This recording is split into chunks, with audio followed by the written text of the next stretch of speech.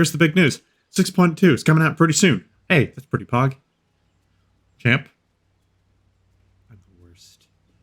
Anywho, we're going to spend some time reviewing the preliminary notes, patch notes for 6.2 and see what's going on with that.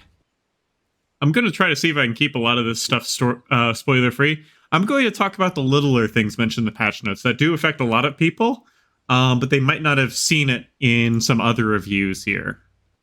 All right. Got this cool trailer.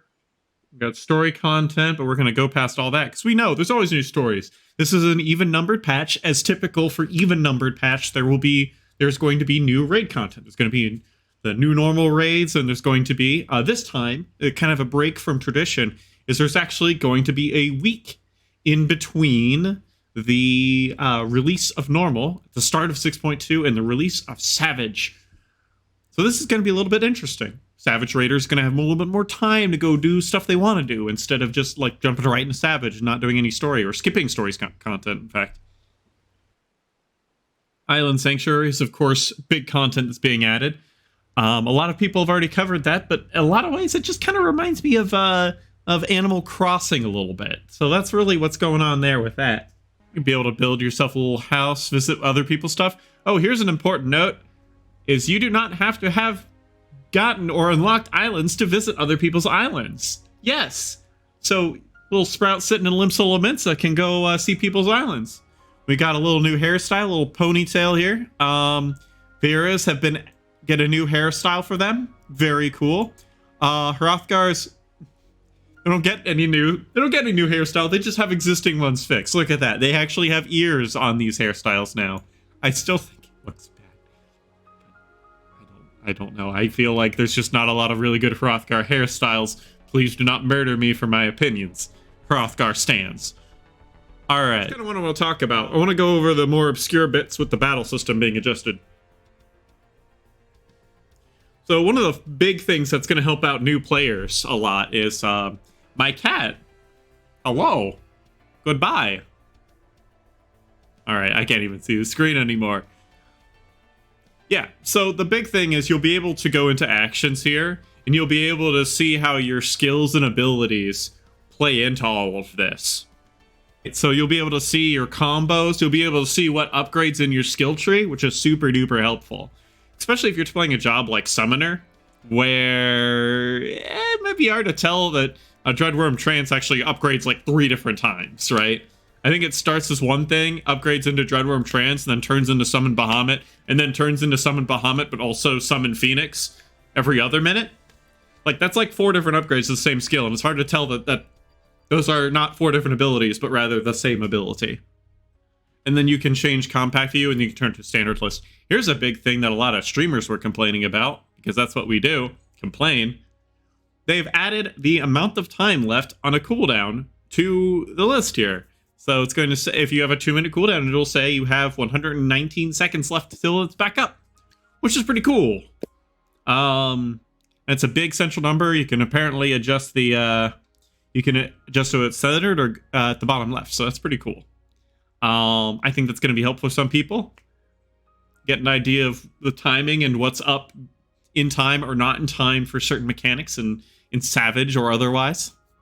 HP restoration will no longer generate. Oh, this was one that was I'm gonna say contentious, but it was always something that healers had to be vaguely aware of and tanks had to be vaguely aware of. Not that it's a big deal one way or the other. Basically, what this is referring to is if you throw a heal over time, like White Mage Regen or Aspected Benefic on the tank as Astrologian, what will happen is as they approach the enemies, the tick will go off, generate healing, and generate overhealing, and then the enemies will run towards the healer instead. Why is this not really a big deal most of the time is that most of the time the healer is close to the tank, or should be, really, and the tank can just easily press 1 AoE and get all the threat back. Like it's not that bad. It's never been that bad. This just fixes it, so it only does it during the first application. So if you were to throw it on right away, it would generate some enmity. So basically generates no enmity throughout its duration. So basically makes it a non-issue. I'm not sure why that was such a priority, but I don't know. It just makes Makes healing and tanking already easier than it already is. This is a really big change combat-wise as well. So there are certain abilities in the game or certain skills that make abilities direct hit or crit for free. Most notable among these is Warrior's Internal Release. The Warrior Internal Release guarantees that the next 3 weapon skills that are Fell Cleave or Decimate will do a direct hit and a critical hit. For reference, critical hit doubles doubles damage that you do. It's usually a little bit higher. I think it's like 1 point. It depends on the crit hit modifier you have. And then direct hit is a just blanket chance for an ability to do 20% more damage. So critical direct hits are a lot of extra damage. Unfortunately, if you have an ability that guarantees a critical hit, critical and direct hit, it has absolutely no benefit from any buffs that grant increased direct hit chance or crit chance. What the crit stat does is increases your crit chance and crit damage. Direct hit just increases your chance to direct hit. So, if you get a buff to your when you're guaranteed to crit and you get a buff to crit, the only thing it does is increase crit damage. No benefit in the sense of critical chance because you're already guaranteed to crit. Same thing with direct hit, except it's even worse. You'll just always do that 20% more damage. And a buff to direct hit when you're going to direct hit is no buff at all, which really hurts the casters of the buff because they can't help you in any way, shape, or form. So this fixes that a little bit by granting some extra damage regardless. So that's going to be that's inherently a buff to warriors. Warriors will inherently do more damage in more party types. All right. Another change that's worth talking about here are the changes to the required loot to get the legs. It was head, feet, and hands. The required for that has gone down by 2 books. So from 6 to 4.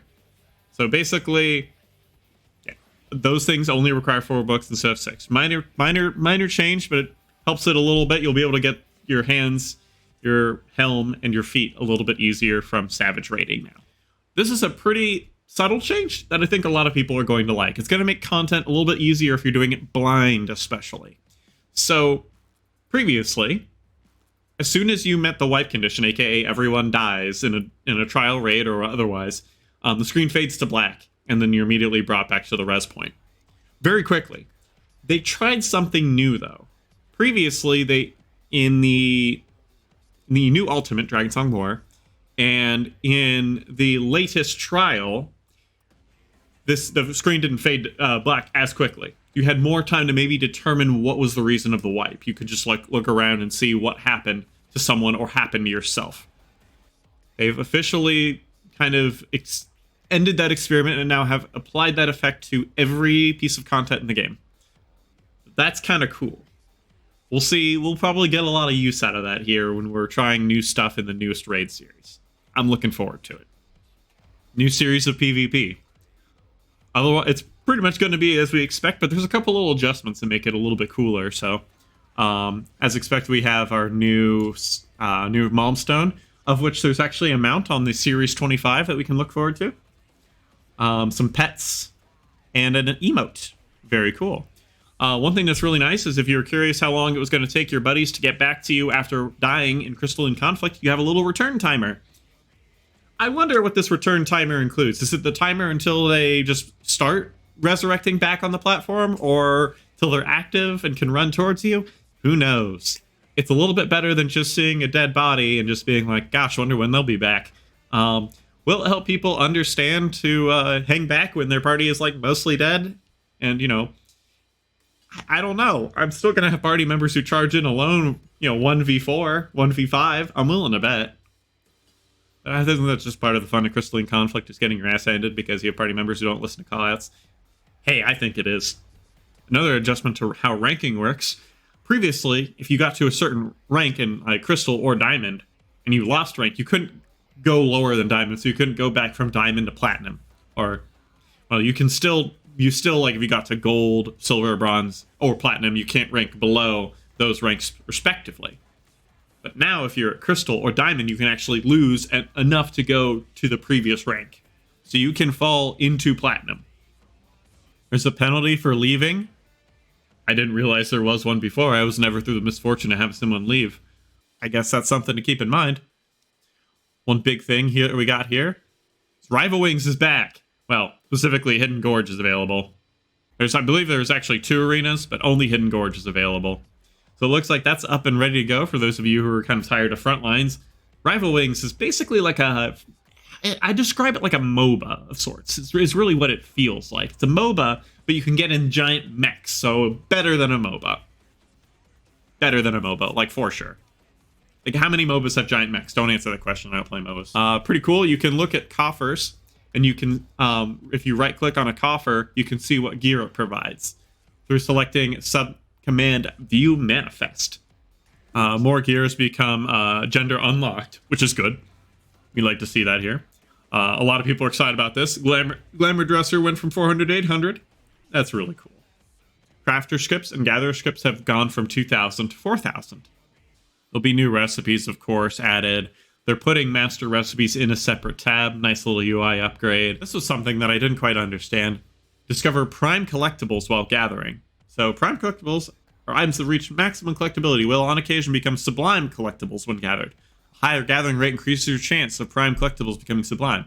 I think what this really represents is a little bit of a higher cap for gatherers. So gatherers feel more inclined to make really good sets because you'll be able to get more of the stuff here. And the cool thing about desynthing these is not only your addition of, getting a ton of those crystals that you really need, but it also give you rare materials. So like those sublime potions or whatnot. So there's a little bit more incentive, a little more power to gatherers, which I think is a good thing. There's a nice little accessibility. They've added some darker colors for some UI elements here, so it's apparently supposed to be a little bit easier for colorblindness. I'm not colorblind, so I don't know. Someone would have to tell me if this is actually effective. And a new text command has been added. Otherwise, that's basically it. I just wanted to cover some of the more subtle things that were added to. Everyone's going to be talking about islands and new MSQ content, new raids, but no one notices the smaller details like changes to thread or changes to crystalline conflict or stuff like that. So that was just the purpose of this discussion today. But anyways, it's time to go on and get some raiding done.